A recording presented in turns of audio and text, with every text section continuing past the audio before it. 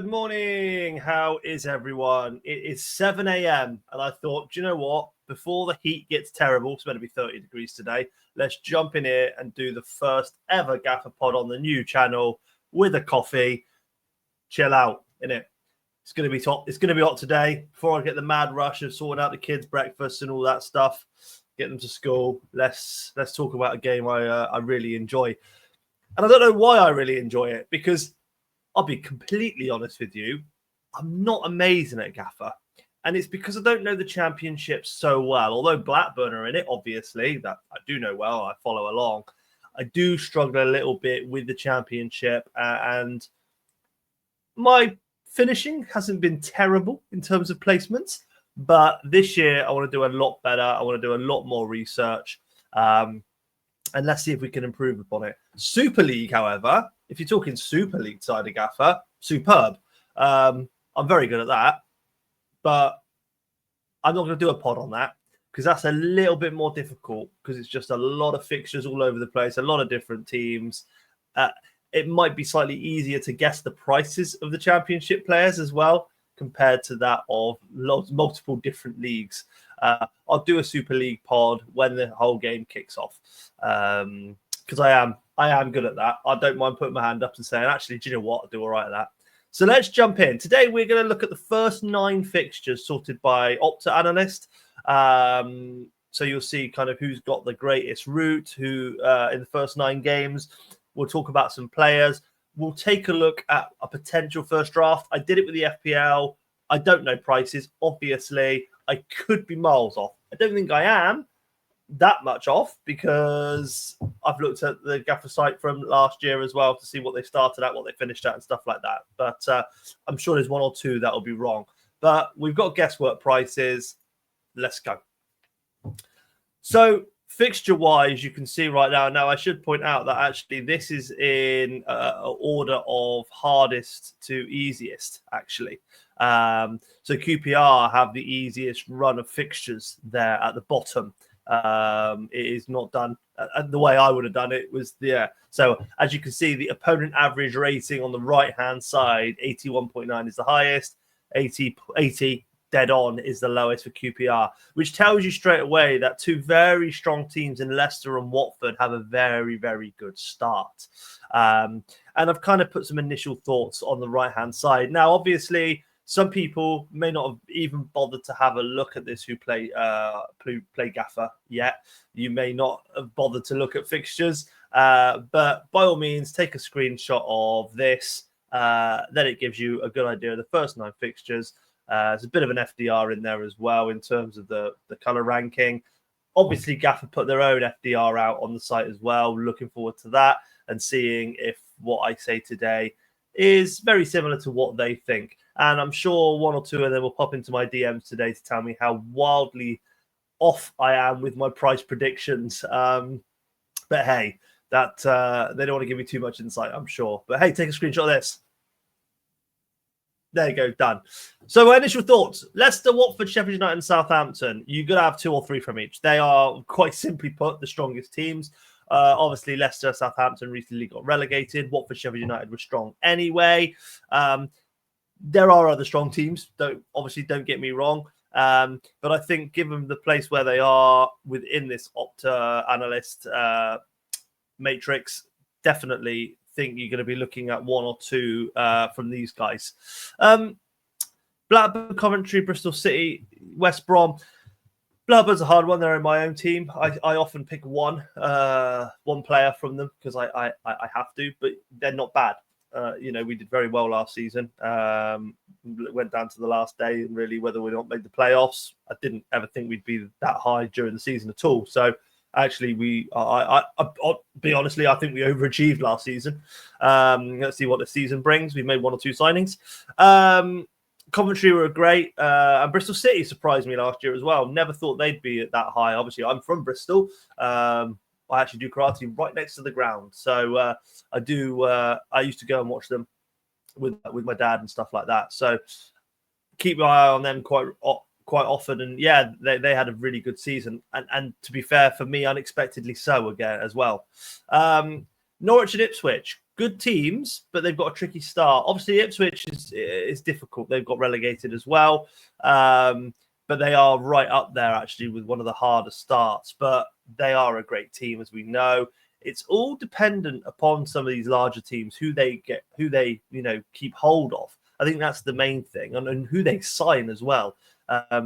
We've certainly seen teams fail straight away, get relegated and then struggle a little bit. So we'll see what happens. Borough, Middlesbrough, and Millwall are a wait and see for me. Again, both two pretty good teams. And I did say, if you get the right player from QPR, like they're not awful. I think they came 15th last season, but they can go on a decent run. They've got some very good fixtures in there. I think, they got Preston and Watford first up. Watford are not great. But then after Coventry, which is probably a tough game, they have got probably two of the easier fixtures in Charlton and Wrexham. Obviously, Wrexham, twice promoted. How well are they going to get on in the Championship? I do wonder. They've got money to inject at the end of the day, but let's see how they go. Be interesting to see what they do for the third year running. But yeah, Charlton and Wrexham for QPR there. So if you get the right QPR asset, and there's one or two very good ones, don't get me wrong, then you could be absolutely laughing. For me, it's really hard to kind of pick a team so far because we haven't got prices. But when I talk about Middlesbrough, Finn Azaz did very well last season. Coventry, Rodoni is another one, and I've got to try and pick out players that I think are still going to be consistently excellent. And it was done for QPR that did very well as a defender. But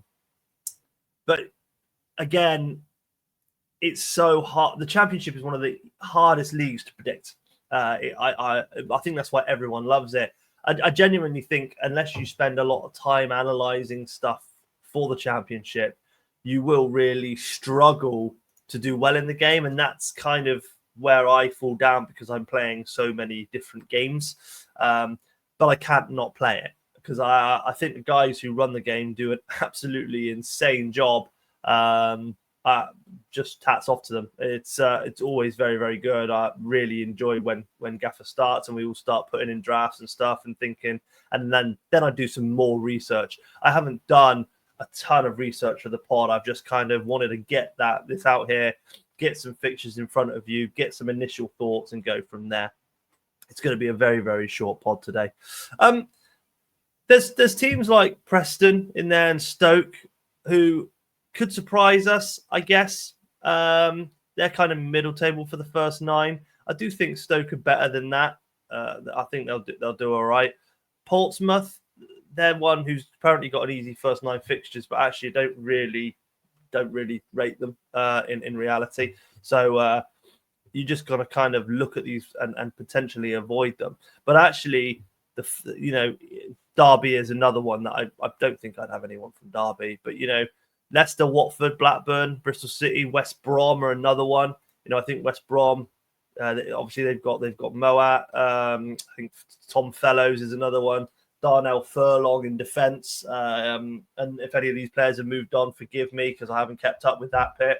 But these are kind of players that you'll see popping up time and time again. My actual first draft team has a West Brom striker in it, who was injured last season quite a bit as well. But we'll see what happens there. But they don't. For me, they had two decent up front options actually. So let's just quickly take a look at this potential team. It's guesswork at the end of the day, guys. I'm gonna have some coffee. Sorry about that. I didn't make it not to drink it. So I've kind of gone and guessed, very, very simply put. And I'll read it out for the sake of audio as well. But we've got James Justin in defence, I think 6 million. Pollock, 5.5. That's Watford's Pollock. Hamadozovic at 6. That's Sheffield United. Rob Dickey, 5. I believe that is Bristol City. And then I've gone with Blackburn's new signing, Dion Deneve. He is a right back or left back. But when I was looking him up after we signed him, because I had no idea of him, to be completely honest with you, he does like to get forward. He is, quite attacking. So I think he'll be first choice, and I'm quite excited to see what I was looking at highlights and looking at things about him.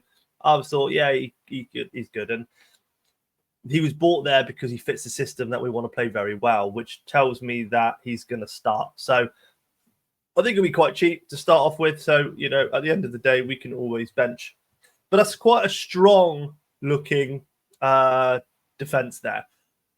Justin Pollock, Hamadanovic, Dickey, and Deneve.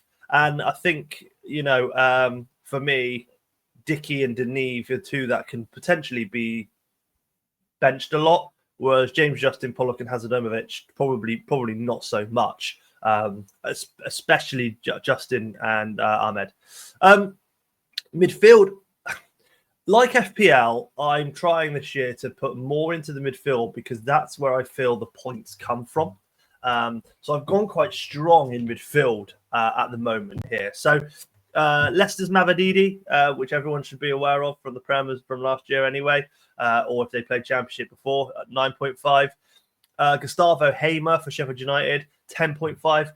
I think it'll be more than that, but a fabulous player. Again, do you remember him from the Premiership or from Championship season before? But he's great. Tyler Dibbling of Southampton, 7.5. Very hard to guess the price of Tyler Dibbling because we saw that he was very good in the Prem, actually, and I'm surprised no one's picked him up. Coventry Sakamoto at 6.5, and then Norwich's Nunez at 6.5 as well. So giving myself potentially a little bit of a benching headache, if I'm totally honest with you. But there you go. And then the forward line. So I've got Bio from Watford, 6.5. Haji Wright of Coventry for 9, and then Marja of West Brom at 7.5. And he's the guy who I believe was injured a little bit last year, or for quite a while. And Ahern Grant played more and did quite well actually. So West Brom is a difficult one, and you might well find that I will drop one or two of these midfielders and end up putting much more money into a striker. Josh Sargent of Norwich is another one that does very, very well. We've seen that before. So he's one. We've got no Joe Perreault this year. Cannon of Sheffield United, obviously, I don't know if he played too much last year in the Prem or not, but that's somebody. Or is he now at Leicester? Oh, I can't remember where Cannon is, but he's somebody that was doing quite well in the Championship. Obviously, Adam Armstrong will be back in the Championship now. He was loaned out to West Brom last year. He didn't do great, but he was. But he is a Southampton player, so we'll see where he is or where he goes. But we know that if he plays in the Championship, he can do extremely, extremely well. But I think for me, there's other players around as well that seem to do well. Sims. Ellis Sims for Coventry is another one who does quite well. But I do think strikers in the Championship is one of the hardest ones to predict, when you'll suddenly see who the standout guys are very early on. They make themselves known. Like I said, Josh Sargent probably be one of the bigger ones. I think he'll be around 10 million. But yeah, I think I always find the strikers the hardest part, because there's a lot of them that do quite well and establish themselves. Keep your eye on Gay of Blackburn, I think, this season. I think he started quite well last year. Ohashi was a midfielder, but I think he played up front a little bit as well. So I don't know how they'll class him. But for me, those two seemed to do quite well last season. So we'll have a look. Niaki Wells of Bristol City was another one. And yeah, there's quite a few. But like I say, midfielders, there are a lot of midfielders. Borja Sainz of Norwich is one. As I've sort of mentioned, Fellows and Hamer. Doolan. I can't remember his first name, Dolan of Blackburn. I'm going to talk about Blackburn because I know them most. Had a really, really good season, actually. And I think he started quite low priced. I don't expect him to be this year, but he plays on our left side and he was really, really good. Bird and Mehmeti for Bristol City had outstanding seasons and they were both priced low, 5 and 5.5, I think. But both scored a lot of points. As did Knight. In fact, Bristol City had like 4 midfielders who scored a lot of points last year. Hayden Hackney of Middlesbrough, you may have heard of him before as well. He did very well. But there are a lot more midfield options than I think there are striker options with the Championship. So that's why this team is quite heavy on the midfielders, not so much on the strikers. And adding all that up, left 9 million for 2 goalkeepers. So 4.5 each. I could not pick a goalkeeper. I can't, no clue how they're priced. In reality, obviously the better goalkeepers are priced normally around 6.5 million. But I just like FPL, I think you pick 2 4.5s or a 5 and a 4 and you rotate them. You won't be making many goalkeeper changes, but they do usually have a lot of boosts or chips, whatever you call them in Gaffr, that come out, and one of them is Jeepers Keepers, where clean sheets, saves, and blah earn a lot more points. So sometimes it's always good to have better keepers, or a terrible keeper that makes a lot of saves potentially as well. You can earn a lot of points from that chip. And there we have it. I'm not going to go into too much more here, guys. This was very quick, just under 20-minute pod today. I wanted to go through my initial first thoughts on the first 9 fixtures, give it to you in graphical form, give you a little insight into the graphics as well. Actually, this is my Gaffr graphics. Let me know if you like them. And yeah, I'll be along, I guess, around the first game week with some drafts and ideas of what my team will be going into the new season. Thanks, everyone. I hope you enjoyed it, and I'll speak